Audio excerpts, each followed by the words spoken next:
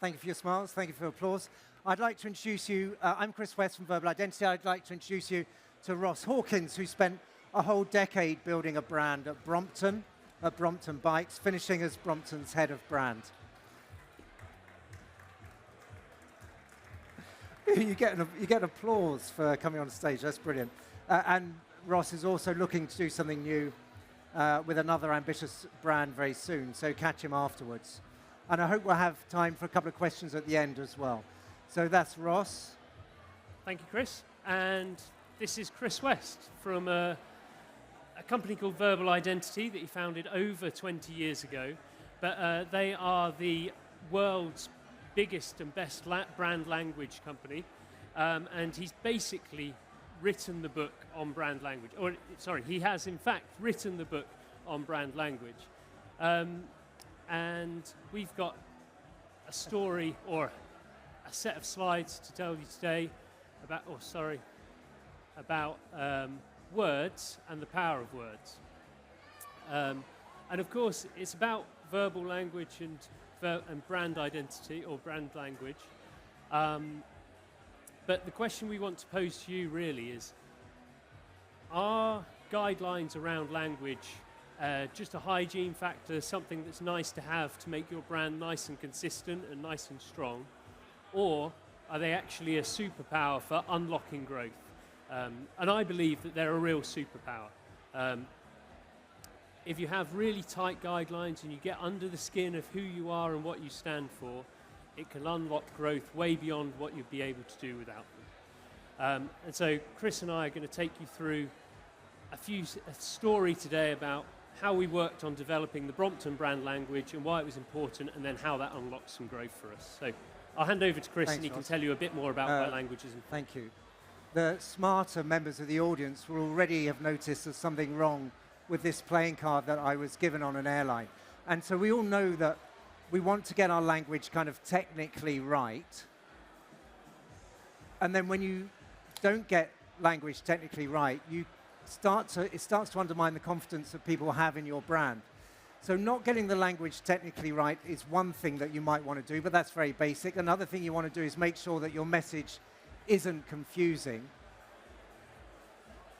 or that your language isn't even worse than confusing, really quite desperately misleading. And language is really a superpower at building brands. Why do I say that? Because language is humans' superpower. That the reason that we have thrived as a species is because we're the language animal. And what I mean by that is we developed a facility for language, which means that we can use language to share ideas and build relationships. What is a brand, really, other than an attempt to share an idea and build a relationship? So that's why I think that we've seen brands use language. When they've used it beyond being right and beyond it being confusing or amusing, we've seen people use language to really create something far more and to really drive the brand growth. So to give you a bit of context about where we were prior to working with Chris and starting on this project that we ran in 2022, Brompton as a product has been around for a long time. This product has been around for nearly 50 years. Now, if you saw me fold it up at the start, you might not be surprised that it was invented by an engineer. The company was founded by an engineer, and even now the company is owned and run by engineers. And that was really great for making a fantastic product. But when we only started to manage the brand in any kind of directing way 6 or 7 years ago, we were starting to feel like we were a bit restricted by that. So we started to look at all of our marketing, sales, literature, the website, the brochure, all of our different emails and our retail comms that we'd send out. And it all had a bit of a sense of being like a Haynes manual, if you ever had those for a car, right? It was all Type 12, Times New Roman font, often written in quite long-winded technical language, and was only really accessible to people that were turned on by that. Maybe other engineers or people who are quite technically minded and loved the idea of this kind of bit of kit that did all this clever stuff. But that was holding us back from really accessing a wider market of people who maybe weren't going to engage in that. And so we needed to simplify it a bit. And of course, we had some tone of voice guidelines. I don't know if any else of you that work here also have tone of voice guidelines. Ours, for about 7 years ago, had a couple of pages that kind of covered everything. And we had a copywriter join me. And she said, and it's Georgie Wood, who helped loads on this project as well. And she said, look, this is really great for me, these 2 pages on tone of voice. I can work with that, and I can write some good copy for Brompton. But actually, if you want to scale, and the scale that you're talking about of growing quickly, you need to empower everyone else that's working on the brand and writing copy on behalf of the brand. So that's employees, that's people that are working for agencies, it's our regional offices. We needed to really get detailed about what writing for Brompton and behalf of Brompton was about. And it wasn't those 2 pages. So we talked to Chris and we said, okay, we've got this brief, we've got a bit of a problem, we want to scale up, but our real problems were we wanted to shift from that engineering-led brand to being much more kind of city lifestyle and being much more engaging to a wider audience. We've got these ever-increasing brand touch points, so ever-increasing social channels, emails that weren't going out once a month or once a week. It was going out daily to different segments of the audience, and customer service teams that were growing, and everyone that was talking to the brand. So the touch points were getting bigger. We had a growing team. We went from 450 people pre-COVID to something like 750 people post-COVID. So suddenly the churn and the amount of people that were going through and people that were writing for the brand was increasing. And we were building these really capable local offices. London is the HQ for Brompton, and we had these local offices in Singapore, New York, Shanghai, and also in Europe. And they really wanted to stay true to the brand, but like Georgie, they were also saying, these 2 pages, we can't translate this and work with our local copywriters to do that. We need to have real clear direction on that.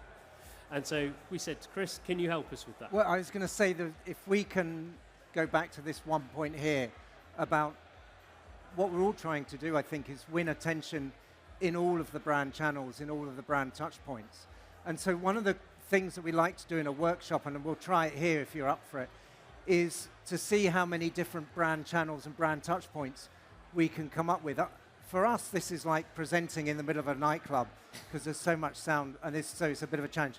For you, I'm sure you can hear, but if you can hear your own voice and you want to name some of the different channels and touch points that your brand has where you're trying to win attention, as a challenge, let's see if we can come up with more brand touch points than there are sweets in a bag of party bag of Swizzlers. So would anyone want to start with some of the touch points where you use language? If no one volunteers, I'm going to pick on someone. Email. Oh, very good high catch. LinkedIn. Website. Isn't my throwing terrible? TV. Social media, that's too vague. I could get the whole bag of sweets out. Instagram. Okay, I'm falling short. I need to increase my... Sorry, YouTube. Thank you. Good catch. Yeah.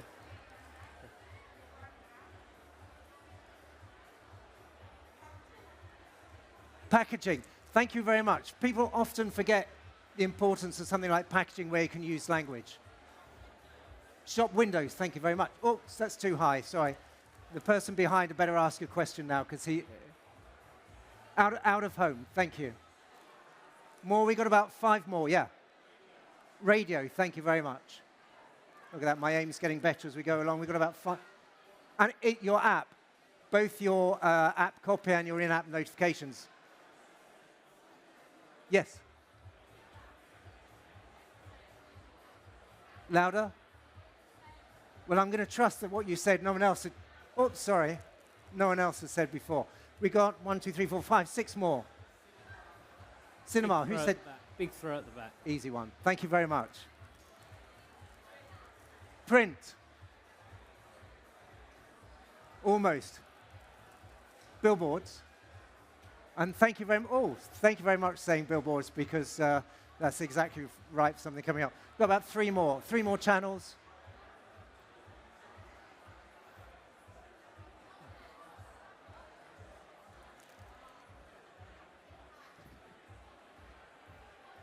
Podcast, thank you very much. Two more and we're done. Got two over there, Chris. Oh, two, perfect. At the back. Instructions, absolutely right. Thank you very much. It's part of the kind of closing of the brand experience. Last one. Internal comms, thank you very much. And that's one that often people forget. So there are at least as many different channel touch points where you've got to get the language right as there are suites. Thank you very much for that little moment. And so what we really needed to be empowered with was, and the temptation, I think, for a lot of people was just say, okay, you want to get more attention with your words. Why don't you just turn it up to 11? But if any of you have played around with music, and I'm sure the DJ will tell you at the back, is that you can't just turn everything up to 11 and expect it to be received well. You need to make sure the balances of everything, all your different tones are on point before you start turning it up. Otherwise, you end up with distortion. And there's a real commercial reason behind this. This isn't just the brand and creative team being like, oh, we really want to make our work really pitch perfect and really like impressive to all the other creatives out there. There is commercial value behind it. And you could see brands that really nailed their identity and their command of language and were really sure of what they were saying and how they said it were commanding higher valuations than other brands that ostensibly sold a very similar product. So I have two questions to ask. The first is, if anyone would be good enough to take a picture in front of me, because this is about the largest and brightest that I've ever had the opportunity of standing in front of our framework, then perhaps connect with me afterwards on LinkedIn. I'd really appreciate it. Thank you very much. The second question is, how many people here who are looking after a brand have got tone of voice guidelines, if you put your hands up? And how many of those guidelines, keep your hands up please, how many of those guidelines use the words human, friendly, warm and approachable or some set? So I think 2 hands have gone down. So I often see guidelines like that, where the guidelines are, we want to be human, sorry, where the verbal brand guidelines are, we want to be human, friendly, warm and approachable, to which I would say, which brand ever really wants to engage with its consumers on the basis that they're inhuman, hostile, distant and cold? Not many.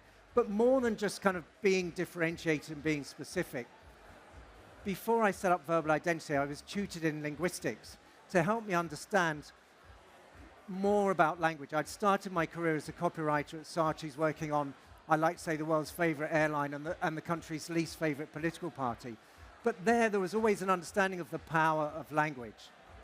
But there was never a really good mechanical understanding. How can we create guidelines for brand language which is objective? And that's really a very key point. I was sick of standing up in front of clients, and when I'd written something, they'd say, Chris, why'd you say that? And all I had was what I call the copywriter's shrug. The CEO would say, or the CMO would say, Chris, why have you written like that? And all I could do was go, I'm the copywriter. I wanted an objective way that we could all buy into, to understand, an objective framework that we could all buy into.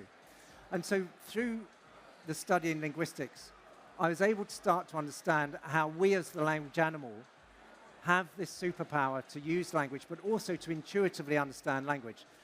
And already you're doing what we all do with language, which is that whenever we read something or whenever we hear someone speak, we immediately start parsing that language. We immediately start processing that language on 3 levels. Already, I think you'll have an opinion of, although I haven't said it explicitly, I think you'll have an opinion of what my worldview is, which is that language is a critical business tool. And then you've probably got, and I might not want to hear too much detail, but you've probably already got a sense of my personality just from the 3 or 4 or 5 minutes that we've been speaking. And you might say human, friendly, warm and approachable, probably not with me, but you might say something like technical expertise and passionate, maybe those 3 adjectives. And that would be everything that would be represented in everything I do. So there's this worldview. This is what informs me. This is what informs the choices I make. This is what informs what I choose to talk about. But there's this personality level.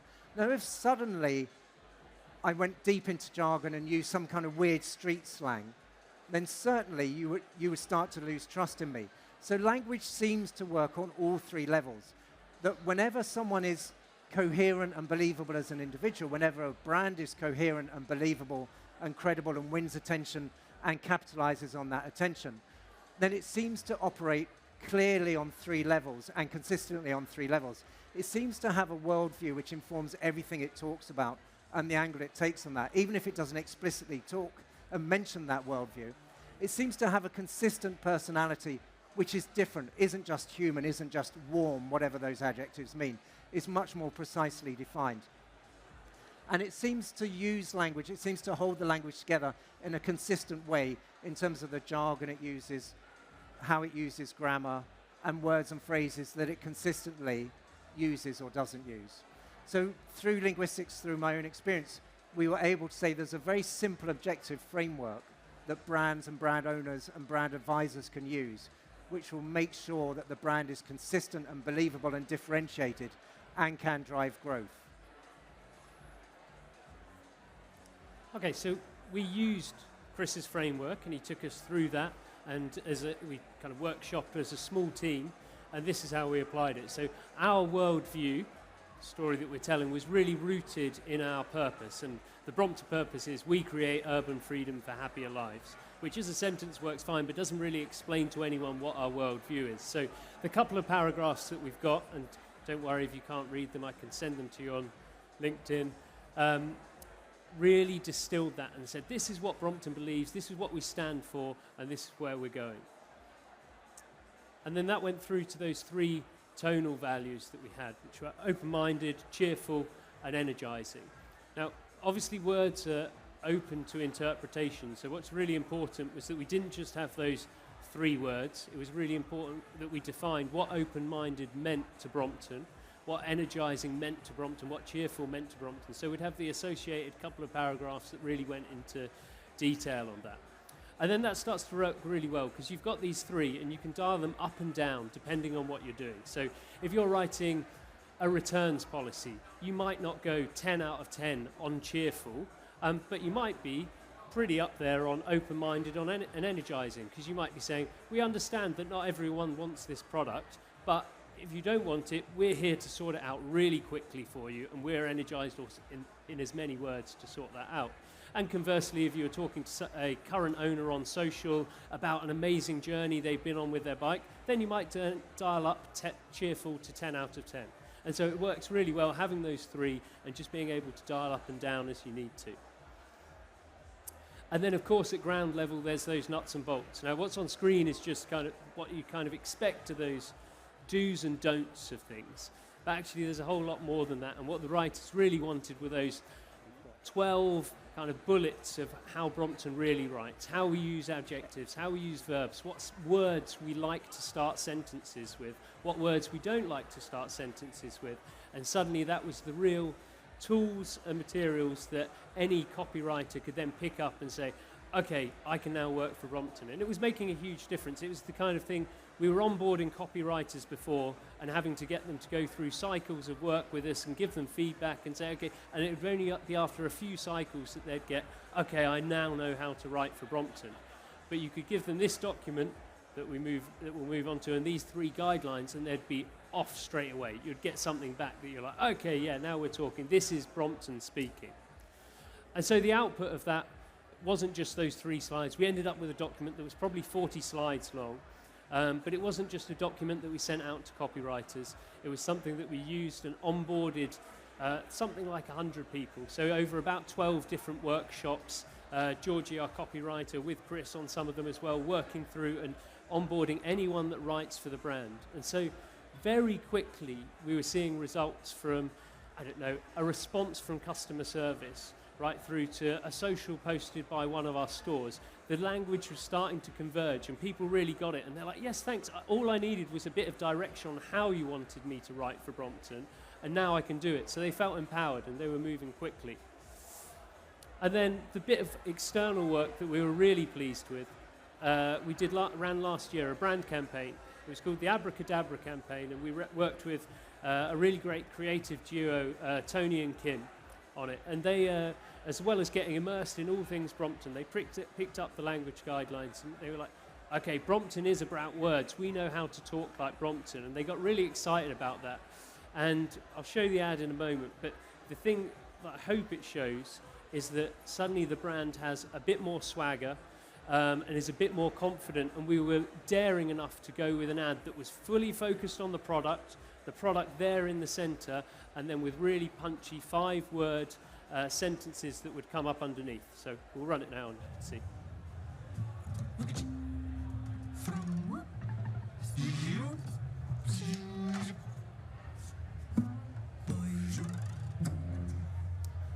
Has a little bit of that Pixar lamp to it and things. So, but we ran that across 4 different territories with translated versions in Germany and France, and ran a number of different strap lines, and that was out of home. We did some connected TV, we did some paid social, we did YouTube, and particularly on YouTube TV where we were grabbing people with that sound. It was really starting to work, and the words unfolded with the 5 movements of the unfold of the bike, if you didn't catch that first time around.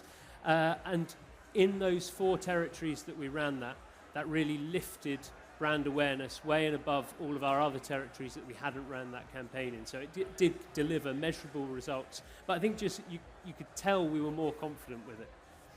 But there's one final stat which I think is really important that Ross and I want you to think about, which is however you define your brand voice, when you are defining your brand voice, it's very tempting to think that once you've defined the brand voice and you've sent the PDF out and you've done the 2-hour workshop or whatever it is, the job is done. And we'd say rather than the job is done, we'd say that's day 1. Because the voice only starts working hard in all of those channels, in all of those touch points, for all those different occasions, when you've actually trained and coached the writers, not just to know what to write, but you've trained and coached them so that they've started changing their beliefs. So that is why we think the power of language isn't just, and I hope perhaps you'll now agree, it isn't just a nice to have, but a comprehensive brand voice can really help to power, not just to grab attention, but to power the brand's growth and the scalability of the brand. So thank you very much.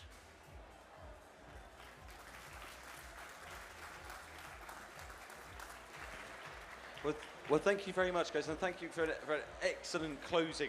In the beginning, there was the word, and it was the alpha and omega here. We finished with the word as well.